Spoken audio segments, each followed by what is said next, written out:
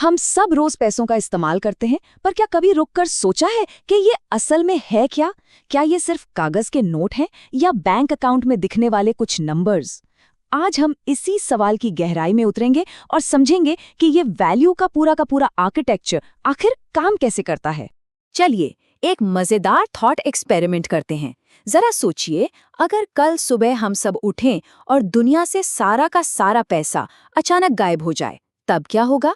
हम अपना सामान कैसे खरीदेंगे? कौन तय करेगा कि किस चीज की कितनी कीमत है?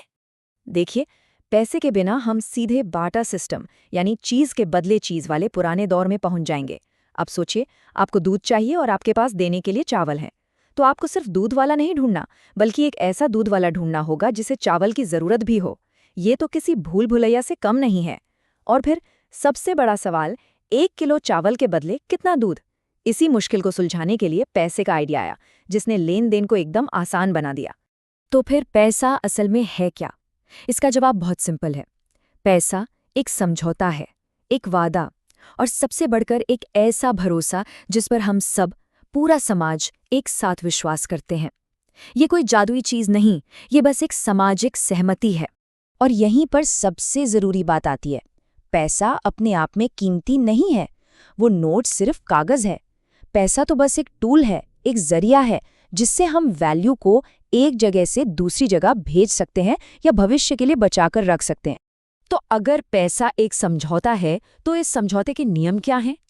असल में पैसे के 4 मुख्य काम हैं जो इस पूरे सिस्टम को मजबूती से खड़ा रखते हैं। आइए एक एक करके इन्हें समझते हैं।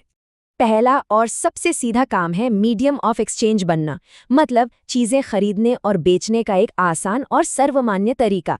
इसकी वजह से हमें उस बार्टर सिस्टम वाली सिरदर्दी से नहीं गुजरना पड़ता। दूसरा काम है स्टोर ऑफ वैल्यू। इसे ऐसे समझिए कि ये आज की गई मेहनत की इकोनॉमिक एनर्जी को भविष्य के लिए बचाकर रखने का एक तरीका है। आज कमाई करके अपनी जरूरत की चीजें कल या कभी भी खरीदी जा सकती हैं। तीसरा, पैसा यूनिट ऑफ मेजरमेंट की तरह काम करता है।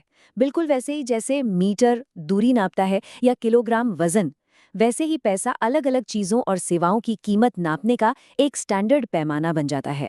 और चौथा, जो शायद सबसे ज्यादा जरूरी है, पैसा एक ट्रस्ट सिस्टम है। इसकी कीमत सिर्फ और सिर्फ तब तक है जब तक हम सब मिलकर इस पर भरोसा करते हैं। जिस दिन ये भरोसा टूट गया, उस दिन ये नोट बस कागज का टुकड़ा है और बैंक का नंबर सिर्फ एक नंबर।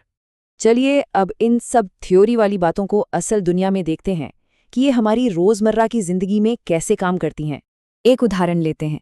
मान लीजिए कोई पान की दुकान चलाता है। वो 10 घंटे काम करता है और दिन के आखिर में ग्राहक उसे 2000 रुपए देते हैं। यहाँ असल में क्या हुआ? उसने अपना समय और मेहनत दी और बदले में उसे वैल्यू के टोकन मिले। वो 2000 रुपए असल में उसके 10 घंटे की मेहनत का ही एक स्टोर्ड रूप है। और यही पैसा, यही 2000 रुपए अब स्टोर्ड एनर्जी हैं। कल इसी एनर्जी को चावल, पेट्रोल या मोबाइल रिचार्ज में बदला जा सकता है। देखा, पैसा असल में मेहनत का ही एक ट्रांसफरेबल रूप है। अब एक आज का उदाहरण लेते हैं।